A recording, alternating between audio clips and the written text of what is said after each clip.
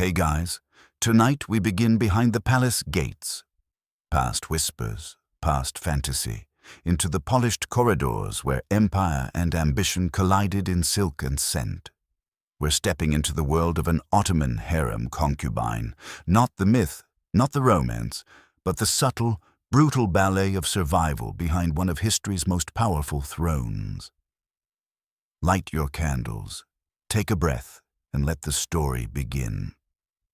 Imagine waking to soft rose water and sunlight filtered through stained glass. Your bed a cloud of brocade and cushions. Sounds like a dream, right? Except you're not alone.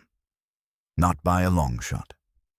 200 other women wake alongside you, each trained to charm, to scheme, to wait for a gaze that may never come. You're in the Topkapi Palace, not as a guest, but as a contender. Your morning starts not with leisure, but precision. 10 minutes. That's all you have to transform, not just your face, but your entire aura. Perfection isn't a gift here. It's a requirement. You dab crushed pearls across your cheeks, trace your lids with kohl so dark it could be inked from court secrets, and smile into a polished brass mirror like your life depends on it. Because sometimes it does. There's no privacy. Only presence. The room is alive with whispered conspiracies disguised as casual compliments. A mislaid hairpin might be an accident or a warning. The scent of the room? A fog of lavender and incense with an undercurrent of fear. If ambition had a fragrance, this would be it. When the morning bell rings, you line up like an actress before her cue. The eunuchs, tall, expressionless, guardians of order and mystery, survey the ranks. Today, will you be invisible, or will you be chosen? It's not a roll call, it's an audition. You are taught early that in this world, stillness is not safety, beauty is not enough. And silence, it's strategic. You smooth your silk robe and breathe deeply, like every breath is a statement. I am ready. I am harmless. I am useful. The harem isn't what the Western imagination made it. It's not sensual escape. It's political theater played in whispers, giggles, and sharpened glances. You're not here to find love. You're here to survive proximity to power, and no one survives by being forgettable. Your steps echo on cool marble as you head toward the hammam, the bathhouse. Here, the real diplomacy begins. Steam coils around you like secrets.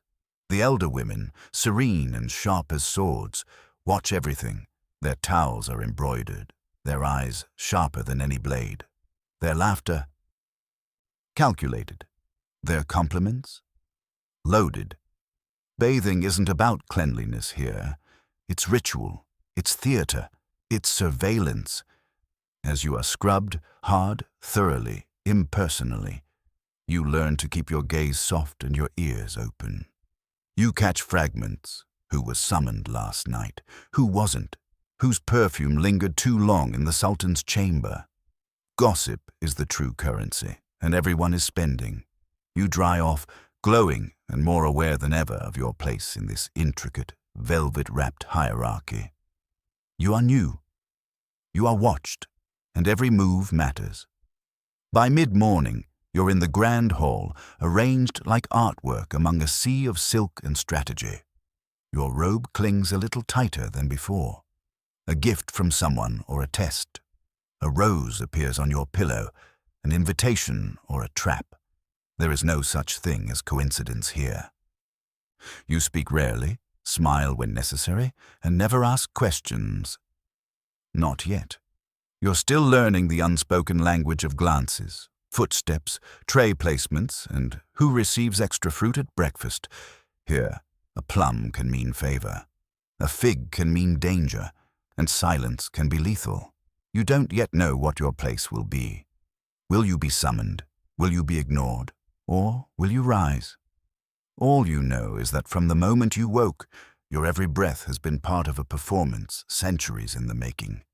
And you are now part of its cast. Inside the heart of the palace, hidden behind carved cedar doors and shimmering mosaics, lies a realm where politics drips from the ceiling like condensation. The hammam. To outsiders, it's a spa. To you, it's where the social climate of the harem is measured by steam, stares, and silence. You walk in, towel-wrapped and serene, practicing the art of pretending not to notice you're being evaluated. The older concubines are already there, lounging like aristocratic lions. Their voices are soft, their eyes sharp, their alliance is older than your presence here. Every step you take echoes with potential meaning. Attendants guide you to a bench of warm marble. They scrub you methodically, efficiently. It's meant to purify, but you know better. It's initiation by exfoliation. Their hands are trained, but their glances curious. One day, one of these girls might whisper your name in the wrong ear, or the right one. It all depends on how well you play the game. Around you, laughter floats like incense, not loud. That would be unrefined. But deliberate, polite, calculated. A laugh at the right moment, at the right person's joke, is as much an offering as prayer. You hear names passed in whispers, stories shared mid-splash. Not every word is meant to be heard, but every word is meant to be known. You catch glimpses of the hierarchy, who is doted on, who is deferred to, who is fading. One woman leans against a pillar, her hands soft and idle, a sign she hasn't done chores in weeks. Another is being scrubbed with more enthusiasm than usual, her skin turning pink. Punishment disguised as pampering. You don't speak. Not yet. Your silence is strategic. Speaking too soon could make you seem eager. Speaking without invitation could make you seem dangerous. In the harem, a poorly timed sentence can send you tumbling down a ladder you didn't even know you were climbing. Still, you absorb everything, names, glances, relationships. You listen to how the women refer to each other, how some sentences begin but never end. You notice who bows deeper when the elder enters, who dares to keep her posture straight. Power here is fluid, passed hand to hand like a dripping pitcher of rose water. After the bath, your skin glows, but your thoughts are cloudy with new data. Who sat beside whom? Who was snubbed? Who was praised? These are not coincidences. These are reports. Updates in the ongoing chess game of harem life. You file them away silently. Outside, the air feels cooler. You walk slower. Not from fatigue, but reflection. You are learning the rhythm of the palace, the pauses, the codes, the way power cloaks itself in silk and civility. And you begin to see the hammam for what it really is. Not just a bath, but a battlefield without blades. You return to your chamber lighter, cleaner, and somehow more wary. The scent of jasmine clings to your skin, but underneath it, something else lingers. The recognition that in this palace, nothing is ever what it seems. Not warmth, not silence, and certainly not friendship. Not all watchers in the palace wore jewels or silks. Some wore black and silence. They didn't speak often, but when they did, their words carried the weight of invisible ledgers and invisible laws. They were the eunuchs, the unseen spine of the harem. To those outside the walls, eunuchs were an enigma, figures whispered about with discomfort or mockery. But here, inside the palace, they were reality, the arbiters of movement, the keepers of secrets, and the silent messengers of fate. They did not need to raise their voices. They controlled access. And in this place, that was everything. The black eunuchs, those entrusted with the highest responsibilities, were not merely guards. They were gatekeepers to the Sultan himself. Every summons, every rejection, every letter and late-night knock came through their hands. And they remembered everything. You learned early, do not try to charm them, do not try to bribe them, do not try to be clever. Instead, be reliable, be respectful, and above all, be neutral. A nod in your direction could elevate you. A sigh could erase you. When a eunuch enters the room, the temperature changes. Conversation still, laughter tightens. Even the women most favored by the sultan suddenly become demure, folding their hands as if in prayer. The eunuchs are not to be trifled with, because they are not just servants. They are instruments of the Valide Sultan, the Queen Mother. And her authority is second only to the sultan's. And so you move cautiously in their presence, learning which ones favor brevity, which ones linger too long, which ones frown at disorder. You bow just right. You don't speak unless spoken to. You never, ever look too curious. One day, a eunuch hands you a sealed letter, not with flourish, not with warning, just a glance, a gesture, and then he is gone. The parchment is folded precisely, the seal intact. You hold it like it's burning through your skin.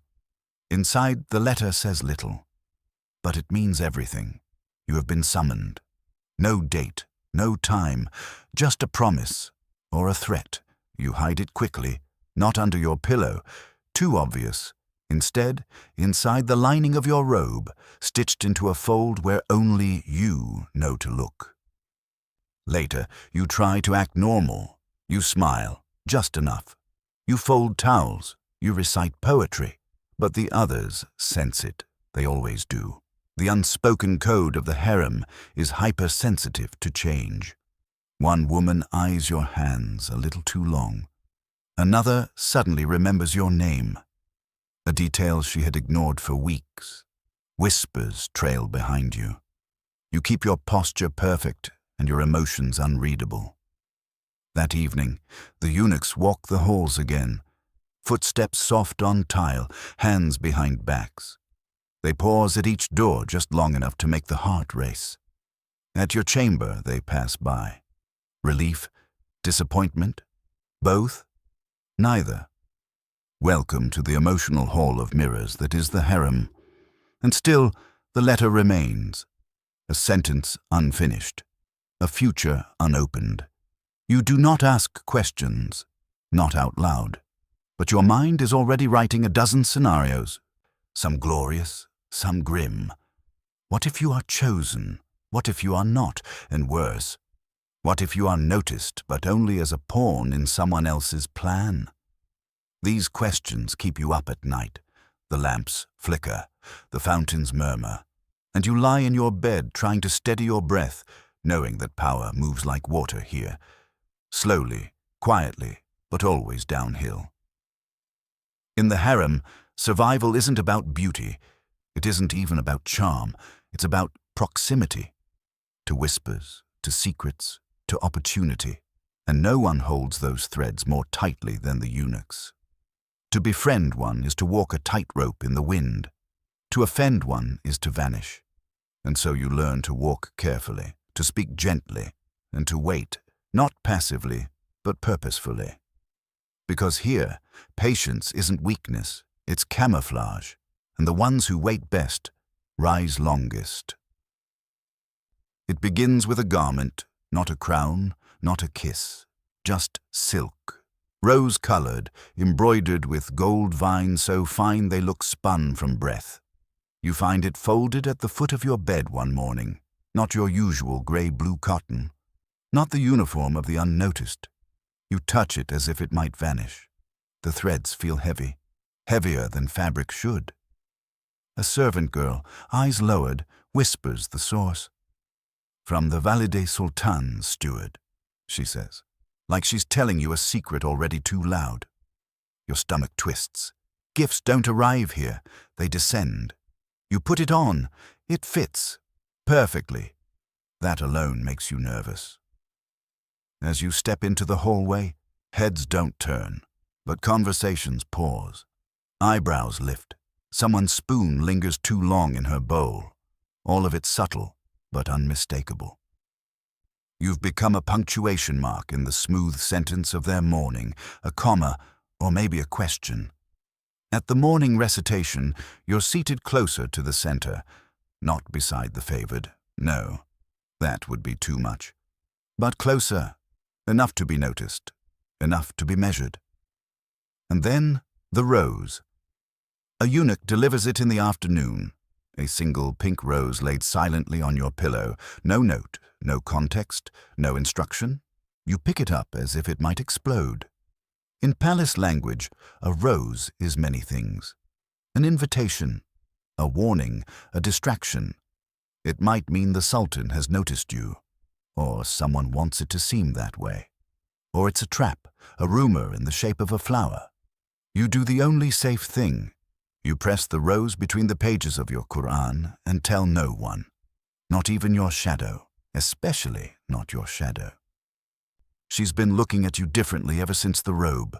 That night you lie in your perfumed bed, wrapped in silk the color of vulnerability. You are no longer invisible, and that, in the harem, is its own kind of peril. Because rising too fast is dangerous, standing out is suspicious, but disappearing is death in soft focus. You sip sherbet at dinner like you're not trembling. You hold your posture like it's armor. You ignore the new silence around you. You ignore the girl with earrings too large for her station, who keeps watching you without blinking.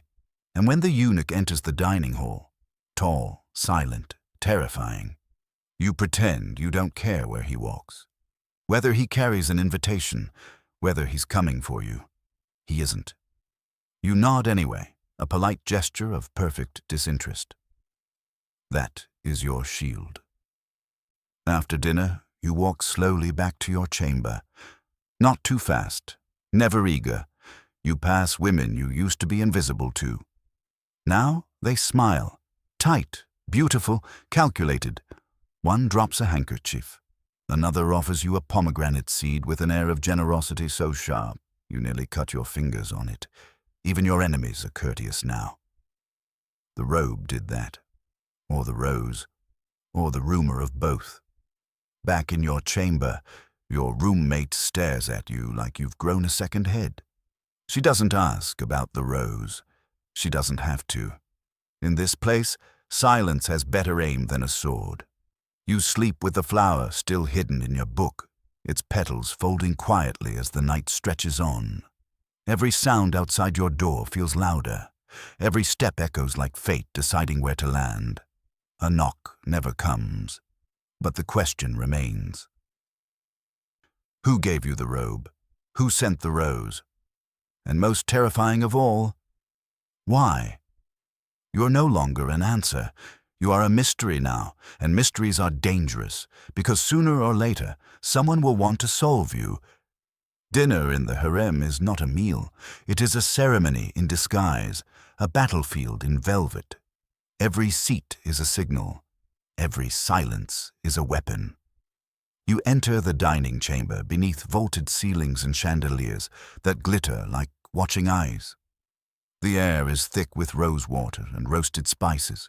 Your robe, still rose-colored, still dangerous, catches flickers of attention as you glide to your seat.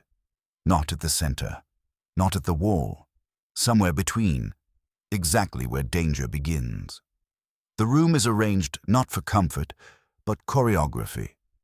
This is where reputations are stitched or sliced, where laughter is measured in syllables, and where status is served in silver dishes. The eunuchs arrive with food, silent, expressionless, and impossibly coordinated. Bowls of saffron rice shimmer with gold threads, grapes the size of pearls, lamb so tender it falls apart under the weight of your gaze. Everything is beautiful, everything is bait. You eat slowly, carefully, every movement rehearsed. 2 bites, then a sip. Smile, then glance downward. Too much joy is arrogance. Too little suspicion. You must inhabit the space between hunger and performance. A ghost who tastes but never consumes. You feel the stares. They slide across the table like whispers with teeth. Someone is watching your portion, noting how many figs were placed on your plate. Someone else is watching your hands. Whether they shake, whether they reach too eagerly. You keep your gestures small, elegant, apolitical. Across the table sits a woman whose name you do not yet know, but whose reputation arrived years before she did. Her earrings flash with calculated extravagance. Her gaze doesn't linger, but it doesn't miss either. When her spoon pauses mid-air, 5 others at the table follow suit. An invisible cue passed through nothing but attention. This is hierarchy without words. And it is merciless. The woman beside you, younger, new, like you, is trying too hard. She laughs too loudly. She asks for more sherbet. Her spoon clinks too often against the crystal.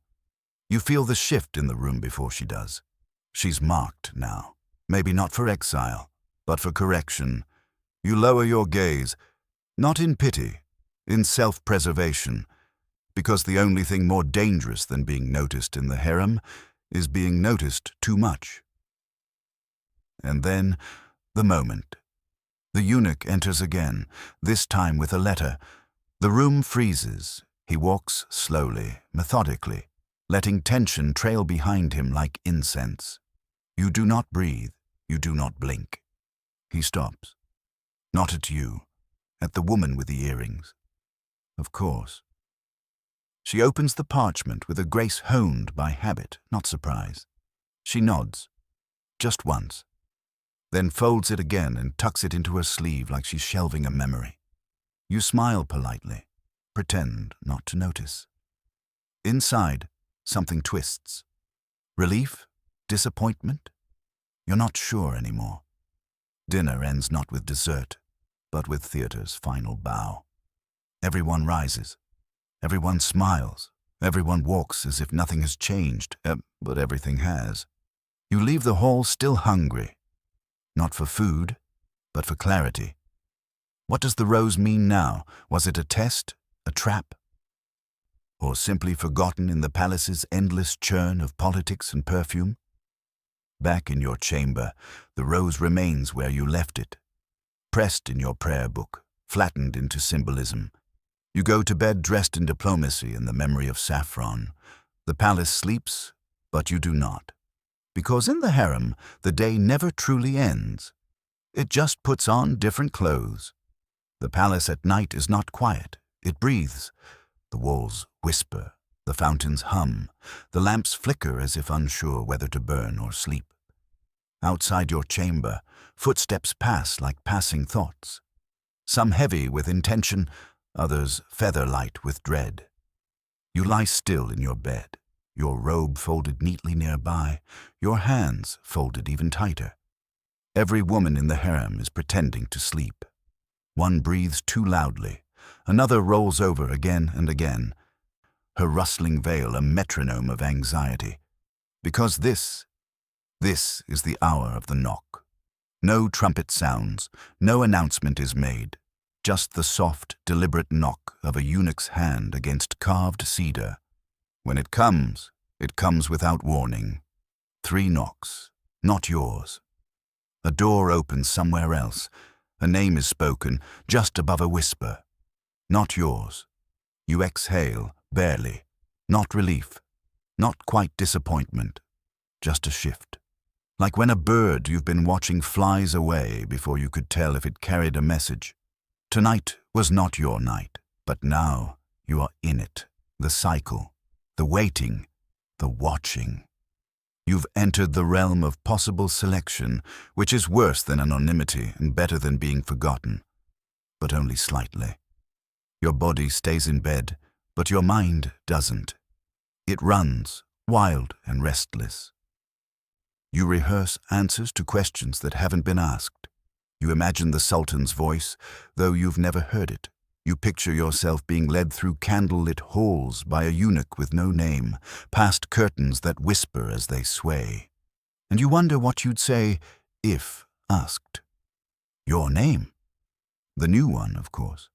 The one they gave you when they erased the old one. The one you embroidered onto your new self with patience and obedience. Where you're from. You'll say something poetic. Filtered. Fictional. The village is gone anyway, at least the version that lived in your mouth. What do you love? Poetry. Always poetry. Harmless, elegant, safely abstract. You imagine being offered a fig. You imagine answering with something clever, something memorable. Perhaps a phrase about sweetness hiding bitterness. Or maybe bitterness hiding sweetness. Either way, you'd say it with a smile that means something and nothing. You drift into a light sleep, unsure whether you are dreaming or remembering, imagining or preparing.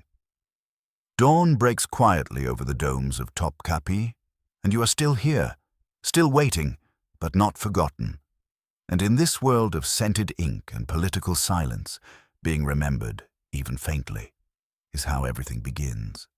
The days blur into rituals, chores and chants, embroidery and etiquette. You recite verses, arrange flowers, fold linens with a precision that feels both pointless and profound. Every action is performance, every stillness, observation. But now, something has changed. You are being watched differently. It begins with your seating at breakfast, a slight shift, not dramatic, just closer. Closer to the women who speak softly and are listened to quickly. Closer to the platters with the coldest sherbet. A sign. Cold food means priority. Only those who receive their servings first experience chilled luxury. Then come the gifts, not overt, not royal, but suggestive. A new chamber, the cushions softer, the mirror larger, and less warped. A sign. Someone wants you to see yourself clearly, or wants others to. A bracelet appears one morning on your pillow, turquoise and gold. No name, no note, just possibility wrapped in filigree. You wear it. Of course you do. To reject it would be louder than accepting. Whispers begin again. They say the Sultan looked at you across the garden once. They say the Valide Sultan asked about your accent. They say someone powerful sees potential in you. They say too much. You say nothing. Instead, you perfect the art of inoffensive grace. You become a diplomat in satin. You speak when addressed. You praise, but never excessively. You never interrupt, and you master the most important skill of all, how to look serene when your thoughts are racing. Your roommate watches you closely now, not with hostility, with calculation, as if she's assessing whether to attach her fate to yours. Some do, others withdraw. Friendships in the harem are like scarves, worn when useful, discarded when dangerous. You are not lonely, you are careful. The robe, the rose, the bracelet, they are not coincidences. They are part of something now unfolding, slowly, deliberately. One afternoon, the Valide Sultan's steward nods at you in the hallway. That's all, just a nod. But it vibrates like thunder. You spend the rest of the day embroidering the same tulip, over and over, a pattern of calm above a storm of thought. You are rising, not through seduction or scandal or spectacle, through precision, modesty, consistency.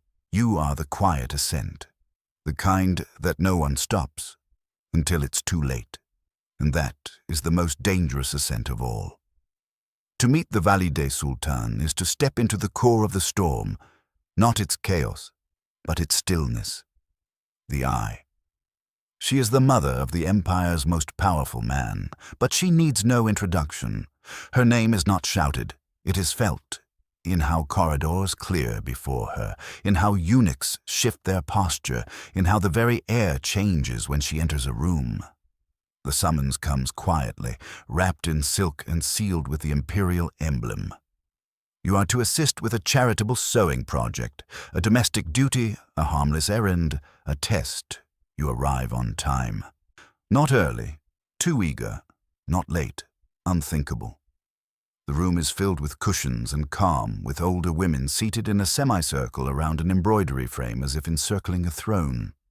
She is there, not dressed in opulence, but in command. Her hands move slowly over thread. Her voice is rare, but weighted. When she speaks, it is not to dominate. It is to guide, to provoke, to measure. You bow with perfect precision, not groveling, not stiff. Eyes lowered, but not cowardly.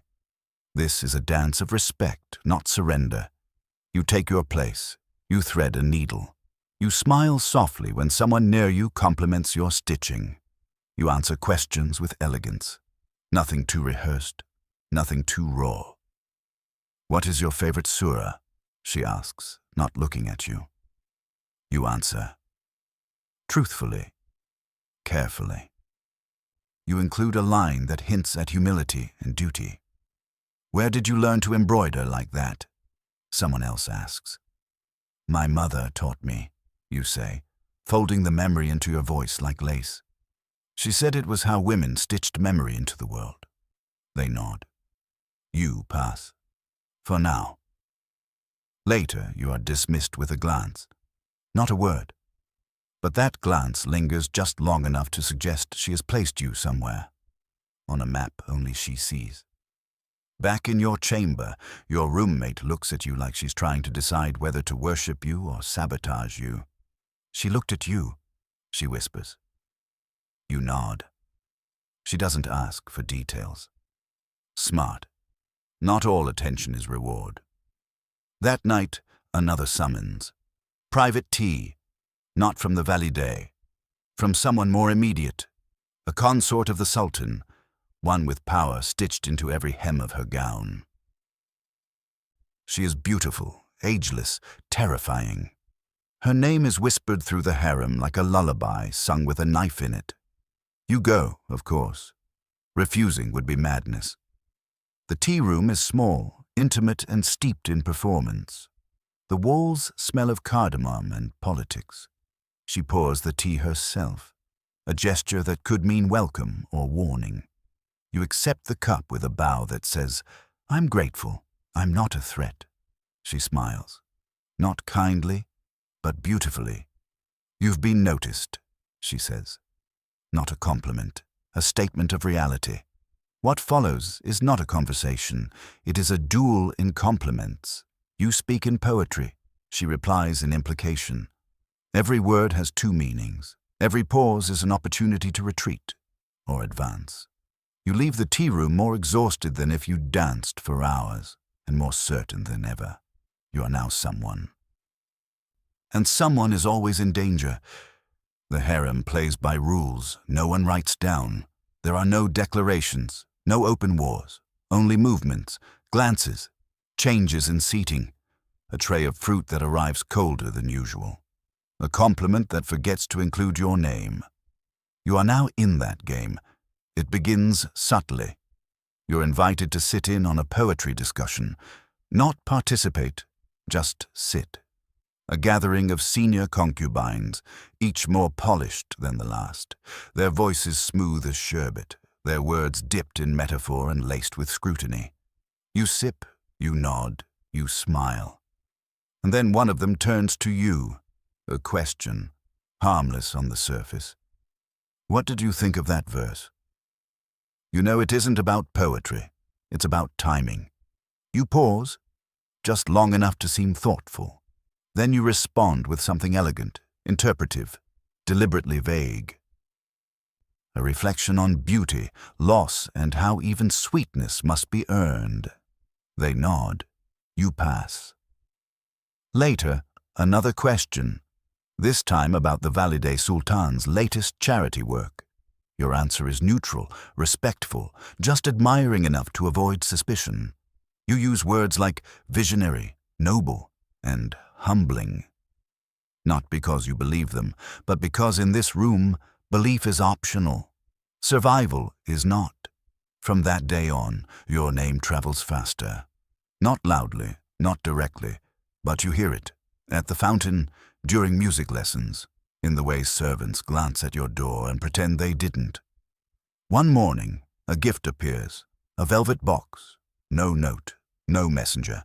You open it, a bracelet, turquoise and gold, too fine to be casual, too anonymous to be safe.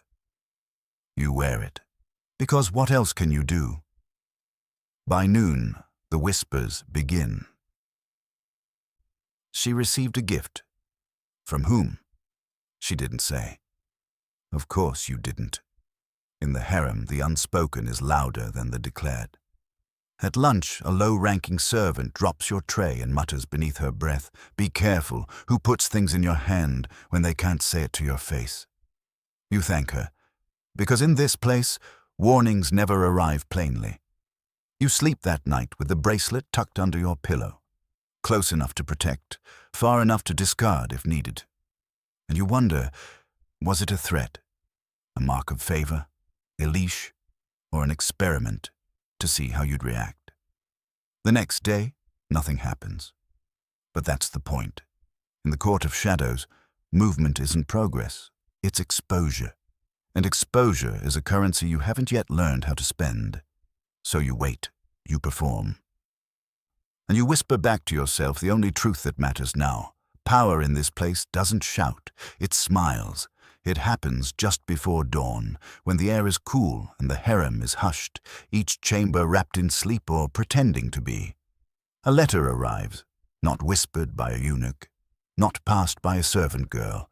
It is placed into your hands directly, sealed in imperial blue wax. The kind reserved for royal matters. There is no flourish, just gravity. You break the seal slowly, hands steady despite the tremor under your skin. The script is elegant, the message is clear. You are to be relocated, closer to the Sultan's private quarters. A new chamber, a private space, a promotion they call it. But in this world, promotion is not elevation, it is exposure. And exposure here is not light, it is heat. The kind that scorches if you linger too long. You have until sunset to reply. You walk through the gardens where you once sat alone, folded into the shadows of elder concubines.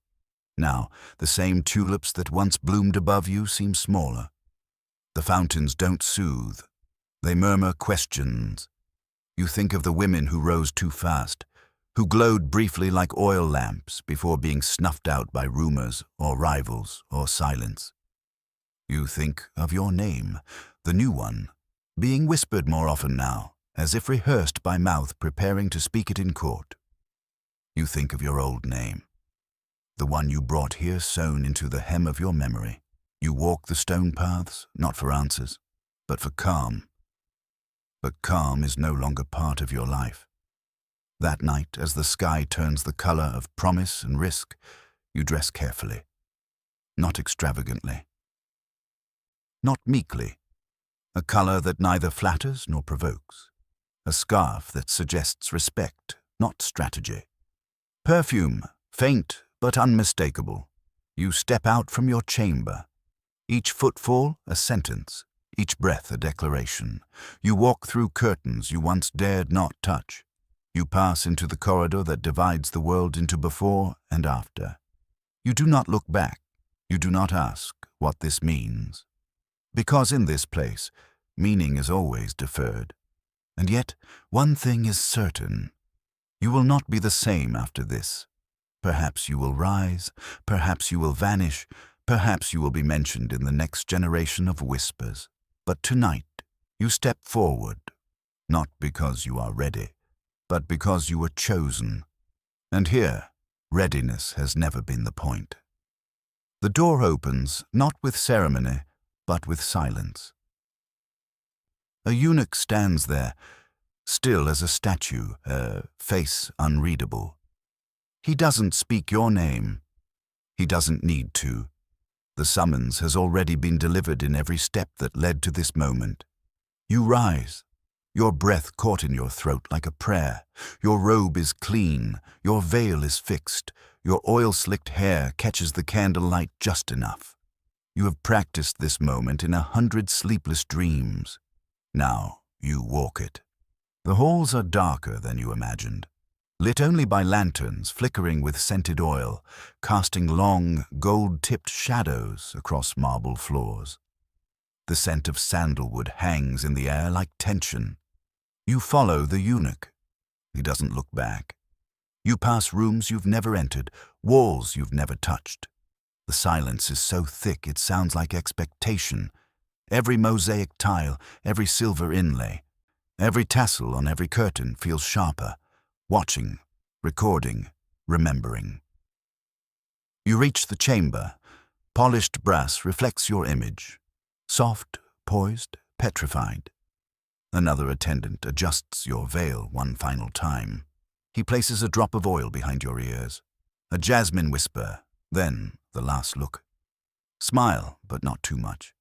Speak only if spoken to, and for the love of Allah, don't trip.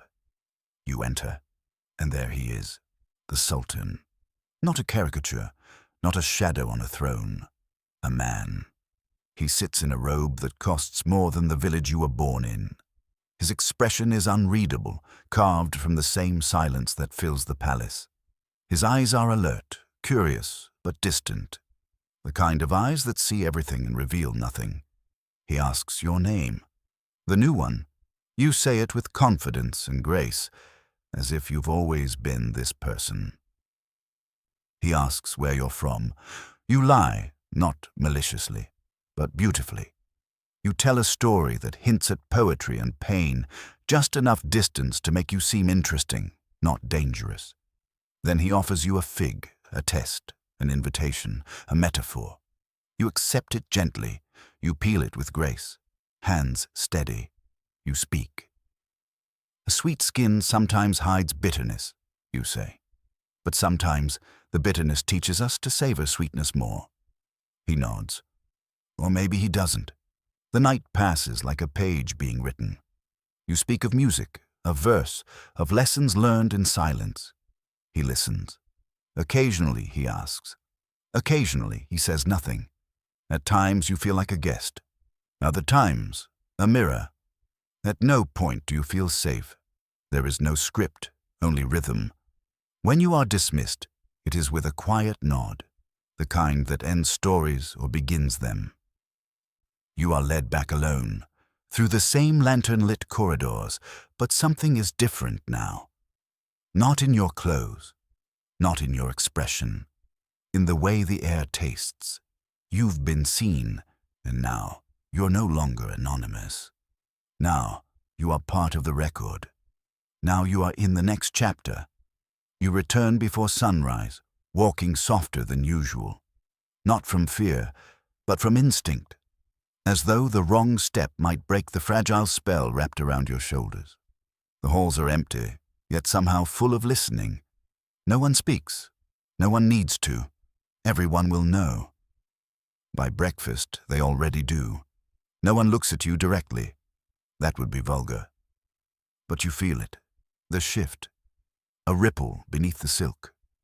You've crossed an invisible line and the harem has recalibrated around it. You sit at a different place now, slightly closer to the center. Not next to the Sultan's favorites, but not with the forgotten ones either. Your sherbet is colder, your towels arrive earlier. Someone leaves a pomegranate on your tray. Fertility in fruit form, subtle as a thunderclap. Your peers respond accordingly. Some smile more, some nod where they hadn't before. A few pretend you don't exist at all, which is how they show they're nervous, or jealous, or both. Even your enemies become polite. One girl compliments your embroidery, another offers to share her poetry scroll. The third simply watches, her eyes a slow blade behind half-lowered lashes. You match their grace gesture for gesture. You speak just enough. You smile just so. Inside, your thoughts swirl like incense. What did the Sultan mean by that fig? Did he notice you, or was it protocol? Did you pass, or were you simply tolerated? The harem doesn't tell you. It never does. It watches, and it waits. And now, so do you. Because you've taken a step up the invisible ladder, the one no one admits exists, but everyone climbs. It doesn't lean against any wall. It floats, it shifts, it vanishes beneath those who slip. It breaks under ambition poorly disguised. Your name, once whispered in boredom, is now spoken with intent. Some use it softly, as if they might want to borrow your luck. Others say it with a smile that doesn't reach the eyes. You understand now what the eunuchs meant by survival. Not just being overlooked, but being exactly noticeable enough. Not adored, not dismissed. Relevant. This is the most dangerous position in the palace, and you are holding it. For now. It comes not as a command, but as an invitation. A quiet knock, a folded message. A name written in perfect script. You are to take tea with her.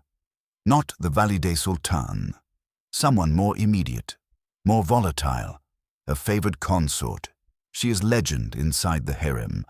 Not just for her beauty, but for her survival.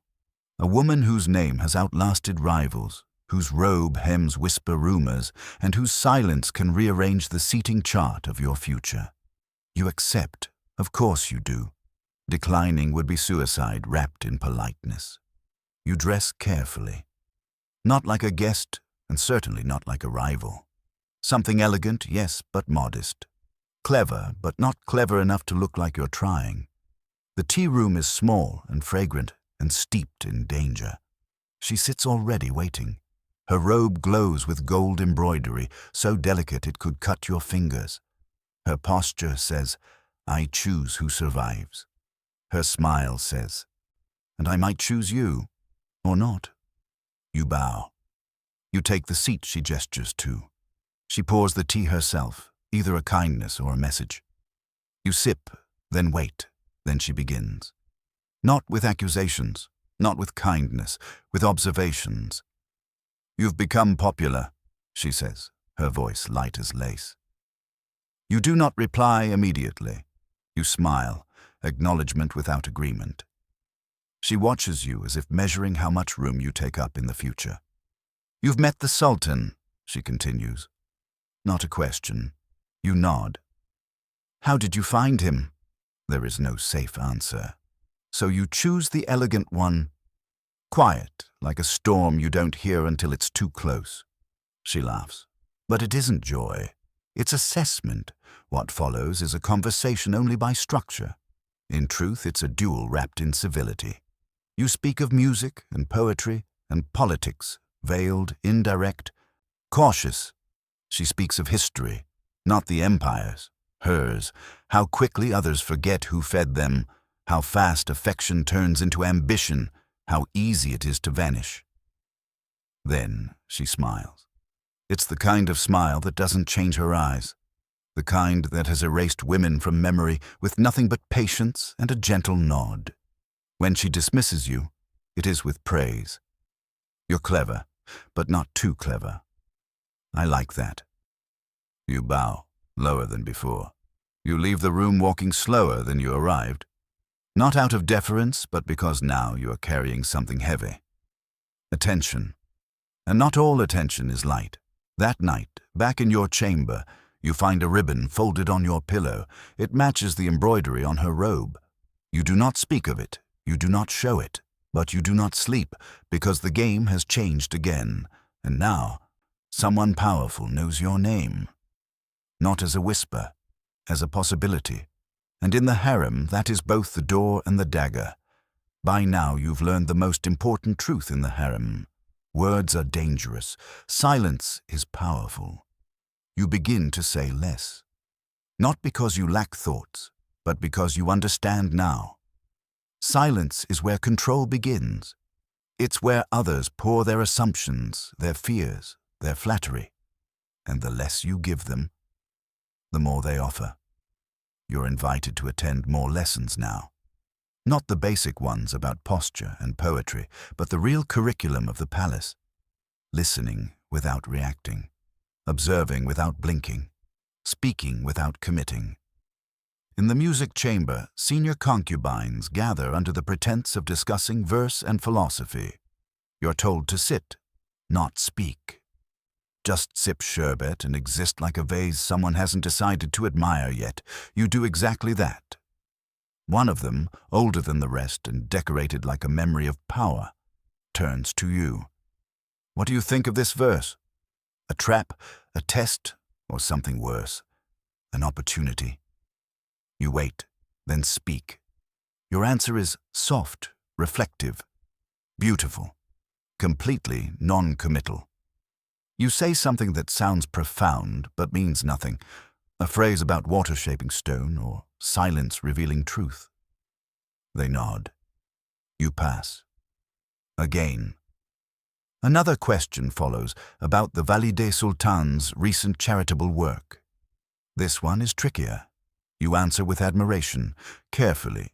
You praise the elegance of the idea, not the politics behind it. You use words like inspiring and wise. You don't say anything real, and yet they look at you differently afterward. Not like a girl, like a chess piece, a valuable one. You leave that gathering having said perhaps 12 sentences. But your name travels on the breath of every woman in that room. Later, a gift appears on your bed. Another one. Velvet. No note. Inside, a hairpin inlaid with mother of pearl. Simple, expensive, terrifying. Your roommate raises an eyebrow but says nothing. She's learned too. You wear it the next day, because the only thing more dangerous than accepting a gift in the harem is returning it. By lunchtime, the whispers start. Did you see? Who gave it? She didn't say. Which is exactly the answer they need to start speculating, because in this place, she didn't say, is as good as a royal decree. You eat slowly, elegantly. You smile like you're slightly bored. Inside, your thoughts race. What does this mean? Who's watching? Why now? But you don't ask. You don't reveal. You wait, and in the waiting, you gain power. Because in the harem, the loudest thing you can do is say nothing at all. The day your title changes, no one tells you directly. There is no announcement, no public ceremony, no applause. Instead, your breakfast arrives in a porcelain bowl, trimmed in real gold, not paint. Your scarf is replaced by one of deeper silk, and your shoes, once functional, are now decorative. You're not summoned, you're expected. The eunuch who comes for you doesn't call your name. He waits, because now you're not a servant of the schedule. You are part of it. He leads you down a different corridor this time, one you've passed before, but never entered. The rugs are thicker. The incense changes scent. The shadows are quieter. You arrive at your new quarters, a chamber not shared. Walls painted in soft blue. Windows that catch the afternoon light, a dressing table with a mirror that does not distort. There are clothes already waiting for you. Embroidered robes, soft veils, gowns designed for the eyes of power. You dress in silence, and when you return to the gathering halls, they see it. The change. You don't need to explain it. They know. Some offer warm congratulations, their smiles pressed tight between envy and strategy. Others stay quiet, unsure if you're a threat or a storm. But the ones who matter most? They start making space beside them. At dinner, you're seated closer to the inner circle. The conversation around you shifts. Fewer jokes, more politics. You're expected to listen, to understand the implications, to respond subtly with grace. No one asks how you rose. They already know it wasn't beauty alone. That was only the invitation. It wasn't cleverness. That's too dangerous if shown too early. It was presence, discipline, the ability to be exactly what the room required, and nothing more. And now you have arrived. Not at the top, but near enough to see it. To smell the jasmine in the Sultan's gardens, to hear the footsteps of women who no longer walk in pairs, and to feel the eyes of those who once ignored you. Recalculating, because you are no longer a rumor, you are a role. And in the Ottoman Harem, once you become a role, the empire begins to take notice. From the outside, your rise looks seamless. Silk robes, a private chamber, the weight of jewelry that only a few are allowed to wear. You move differently now, because the halls expect you to. And yet, inside, the climb has costs you didn't see coming. First is solitude, before you are part of the harem. one voice among many. Now you are apart from it. Not entirely excluded, but cordoned off by reverence and resentment. The laughter you once shared at night with your roommate has vanished. Her words now come with politeness, not warmth, as if she's waiting to see if you'll forget her first, or punish her later. Second is visibility. The further you rise, the more eyes you gather, not just from your peers, but from those who serve, those who listen, those who report.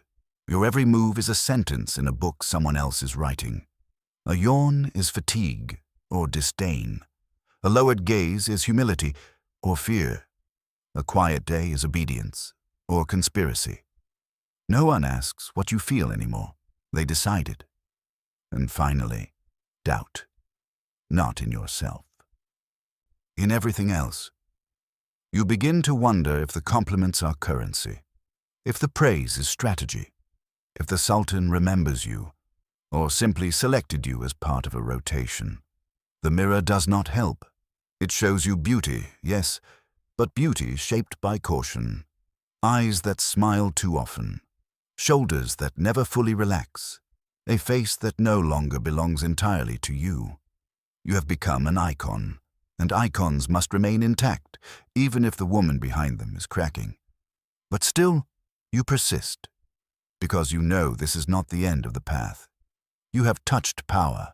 Now you want to shape it, even if it cuts, even if it costs you everything that once made you soft. Because softness has no throne, only stories. And you are not ready to become a story yet. You are still becoming the author. The jasmine tree in the courtyard has always been there, a quiet witness to all things whispered and withheld. But today, you are summoned beneath it, not by the Valide Sultan, not by the consorts, by him, the Sultan. The message is brief, no elaborate script, no gilded seal, just a line. Walk where the petals fall. I'll be waiting. You go. Of course you go. The path is empty, but not silent. Birds call from unseen branches. Wind moves through the jasmine like it's trying to remember something. Your steps are slow, deliberate, not from fear, but reverence. Power is a strange thing when it calls you by name. He's already there. Not seated on a throne.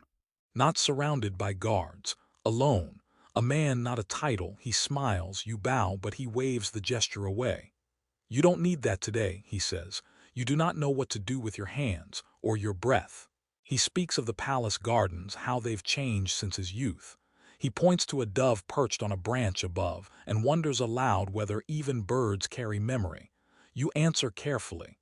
They do, Your Majesty, but they let go more easily than we do. He smiles again. You are not being tested this time. You are being seen. He tells you a story, a real one from his childhood, before the crown, before the empire leaned on his shoulders. A story about getting lost in the corridors of the palace, and how he was more afraid of his mother's disappointment than any punishment. You laugh. So does he. And for a moment the empire disappears. There is just this two people beneath a jasmine tree, sharing something that tastes like honesty. But it cannot last, because honesty in the palace is a luxury more dangerous than silk.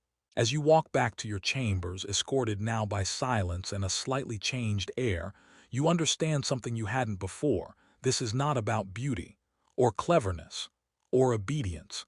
This is about recognition. You have become real to him, and real things in the palace. They don't just survive, they influence, they reshape, or they are destroyed. It begins with a shift in the air, not a storm, a wind. A current of change that flows through the harem without sound, without warning, but not without cause. Your name is spoken more now, not with questions, with statements. She was summoned again. She walks with quieter steps now. She's wearing deeper colors. And then the moment you didn't plan for but must now survive, a favor is asked of you, not by a peer, by a consort, a powerful one. The same woman who once offered you tea and measured your usefulness in glances. She sends for you. Her tone is light. Her smile remains perfect. But her request is not a suggestion. A message must be delivered not by a eunuch, not by a servant, by someone trusted, by you. It's a message of soft consequence, one that travels between factions veiled as pleasantries. You know better than to ask questions. You only nod because refusing her, that would mean exile wrapped in silk. Accepting her, that would mean something worse, allegiance. You deliver the message with the grace of a dancer and the silence of a weapon. The recipient thanks you, but not for the message, for what it means. You have been marked now not just as favored by the Sultan, but as useful to others, and that is a currency no one gives freely. The next morning your chamber has fresh flowers, a subtle signature. The consort is pleased, but the Valide Sultan is watching. You find her one day in the garden, seated beneath the same tree where the Sultan spoke with you. She doesn't smile. She simply says, "Choose carefully." You bow. You do not ask what she means, because you already know. In this place alliances are not written. They're sewn into the hems of robes, folded into teacups, whispered through the placement of chairs. The Sultan may love, but the women of the harem, they rule. And now they are choosing sides. You are no longer an ornament, you are a player. And soon, too soon, you will be asked to move again, not as a girl rising, but as a woman balancing a blade between her fingers and wondering which direction it will fall. The empire is quiet tonight, but you know by now, silence is not peace. Silence is preparation. Inside the harem, a storm is building, not with thunder but with smiles. Not with swords but with servants, glances, rumors. You've become more than a favorite. You've become an equation everyone is trying to solve. The Sultan calls for you more often now, not just in the softness of night, but in the hours where sunlight makes every word sharper. You've been asked for your opinion. He's listened.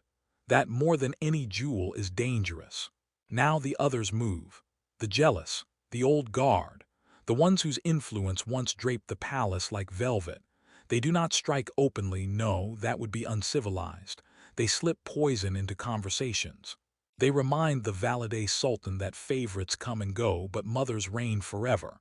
They offer their nieces to the court. They whisper about your lineage, your name, your rise. And yet you remain still. You do not flinch. You wait because you've learned. The woman who waits longest controls the ending. Until one night a message comes. No wax seal, no silk. Just a single line scratched onto parchment. You are not safe. You burn it immediately. But the meaning remains, not as fear, but as focus. You change your habits. You sleep with the door slightly ajar. You let your most loyal servant eat first. You listen more closely when the girl who oils your hair hums a tune that sounds slightly different. Because you know now, you have entered the phase of rule where every day is a negotiation. Then another letter, this time from the Sultan himself. "Come walk with me, I am ready." He does not say what for, but you already know. He is not asking for your body. He is offering you something far rarer, position, not just as a companion, as a partner, a mother to future heirs, a voice in matters beyond drapery and decorum. You walk with him in the gardens that night beneath stars that once felt unreachable. His hand grazes yours. He speaks of regions, alliances, trade. He asks what you think of the governor of Rumelia. You answer plainly. He smiles. And in that moment the world shifts, not loudly, but like a throne being carved from silence. Epilogue. The woman behind the curtain. Years from now, they will write stories of you. Some will say you bewitched him. Others will say you were lucky. But a few, the ones who understand power the way you learned it, will know the truth. You built your legacy out of silence, out of patience, out of the space between steps, the breath between answers, the look behind the veil. You never needed to raise your voice, because the whole palace leaned in to hear your whisper. They will call you many things: favorite, mother of princes, woman of influence. But you will remember what you really were: a girl stolen, a woman shaped, a queen made, not crowned. You were not born powerful, you became it, and the empire never saw it coming until it bowed.